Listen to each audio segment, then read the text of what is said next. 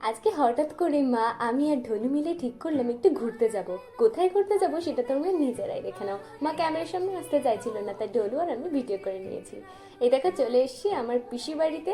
আর পিসির মেয়ে আমার দিদি কি সুন্দর আলপনা করেছে না, ও ক্যামেরার সামনে আসেনি, ও আসতে চাইছিল না, তাই ওর ভিডিওটা করিনি আর তোমাদের দেখাতে পারলাম না। এদিকে ঢোলু দেখো ভেতরে যাওয়ার জন্য কিন্তু এক্সাইটেড। আর আলপনা কেন দেওয়া হয়েছে বলো তো, আজকে ওদের বাড়িতে সত্যনারায়ণের পুজো ছিল, তাই আমরা গিয়েছিলাম হচ্ছে প্রসাদ খেতে। এই দেখো এইখানটাতে পুজো হয়েছিল। পূর্ণিমা লেগেছিল হচ্ছে সকালের দিকে, প্রায় 11টার দিকে। আর আমরা গিয়েছিলাম বিকেলবেলা প্রসাদ খেতে।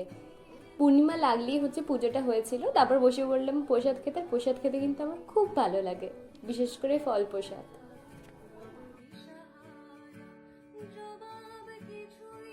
তোমরা হয়তো সকলেই জানো যে সত্যনারায়ণ পুজোর প্রধান প্রসাদ হচ্ছে সিন্নি। আমারও সিন্নি খেতে বেশ ভালো লাগে, আমিও খেয়ে নিয়েছিলাম একটুখানি।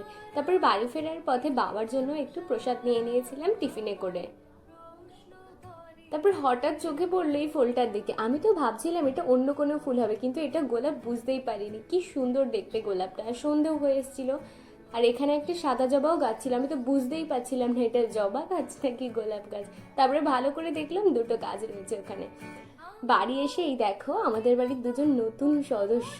ঠাম্মার দুটো ছাগলের বাচ্চা হয়েছে, কি কিউট না। ঢোলু দেখো ওদের কেমন জ্বালাচ্ছে, ওরা কিন্তু দুজনেই ছেলে।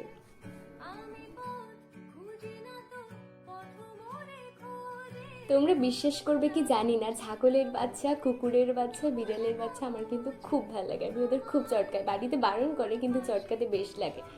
তারপরে এই দেখো আমাদের কিছু নোংরা জঞ্জাল ছিল, সেগুলো আগুন লাগানো হয়েছে। এটা দেখে মনে পড়লো দোল পূর্ণিমার আগের দিনকে আমরা যে আগে ন্যাড়া পোড়া করতাম সেটার কথা।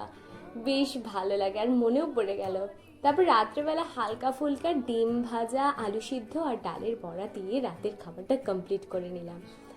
এখানে ভিডিওটা শেষ করলাম। কেমন লাগলো অবশ্যই কমেন্ট করে জানিও। বাই।